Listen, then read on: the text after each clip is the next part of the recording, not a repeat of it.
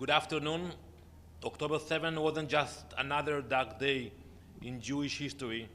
It was our worst nightmare realized. Hamas terrorists invaded our communities in order to massacre, rape, and kidnap our brothers and sisters.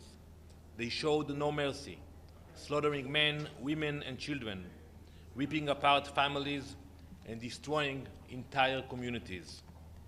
Today, at 3 p.m., we are holding a memorial for the victims here at the United Nations, an institution that has failed us time and time again.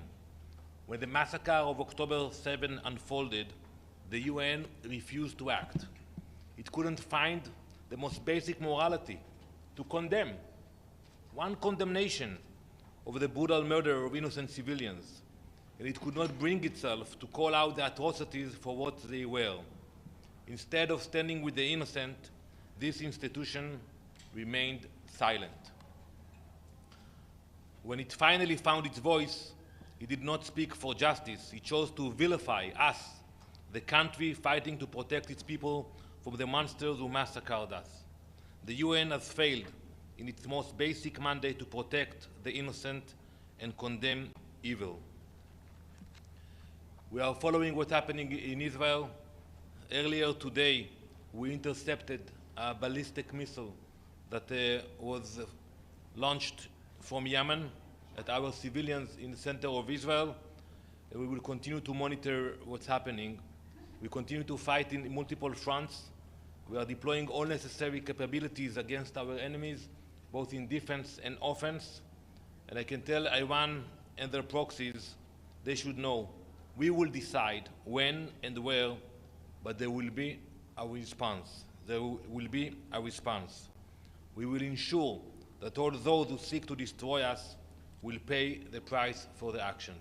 Thank you. Ambassador Sean Nichols from Reuters. Has Israel decided when and where to strike back against Iran?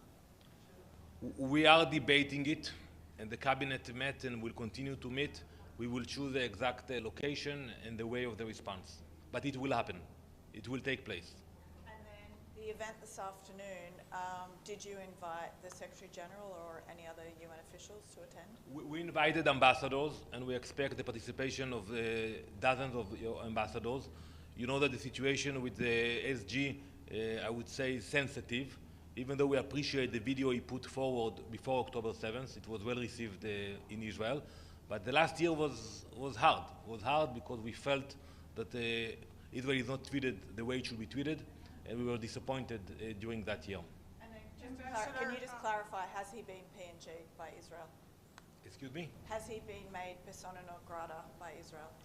So there was a statement made, and as I said earlier, we will evaluate the relationship. We are here at the UN, we work with the UN agencies, but we were disappointed. Ambassador, it's Pamela Falk from U.S. News. Many of the families today are asking for the release of hostages. Many countries are asking for the release of their hostages. What's your message about any potential deal to make that happen? So we will have families today with us at the event, and we will tell them that we will not give up. We will not give up on their family members. We will continue to negotiate for a ceasefire, and at the same time we will apply more pressure. We know that there was some issues with Mr. Sinwar, who is hiding in the tunnels, but we hope that we will be able to continue the negotiations with the support of those countries who are handling the negotiations. Your Excellency, Carmen Maria Rodriguez of America TV. This is speculation, but this could happen, we hope. If the hostages would be released, how would Jerusalem react? Well, that would be a miracle, and I think it will end our activities in Gaza.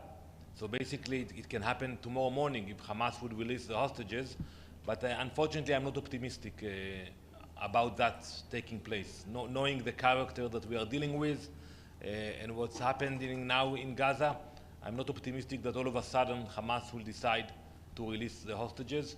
I also encourage you all to visit an exhibition that we are going to open today at 1:30 p.m. On level 1 It will show pictures of people who lost their lives, of victims that died on October 7th. Yes, please. Thank you, Mr. Ambassador. I'm Camelia Intekhabi, Chief Editor of the Independent Persian. There is lots of rumors circulated in Persian media that Ismail Qani, the chief commander of the Quds Force, has been in Lebanon during this strike Israel done in southern suburb.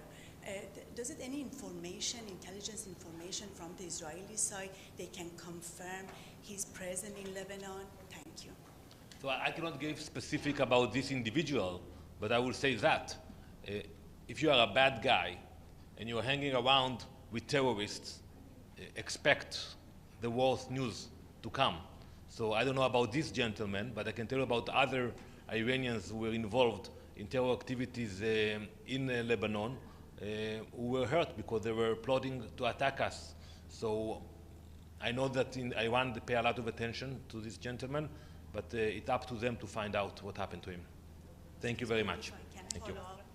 If I can follow, he is the chief commander of the Quds Force. So there is no information of him if he has been visited Lebanon? So I think that question should be directed to the Iranian ambassador. Thank you.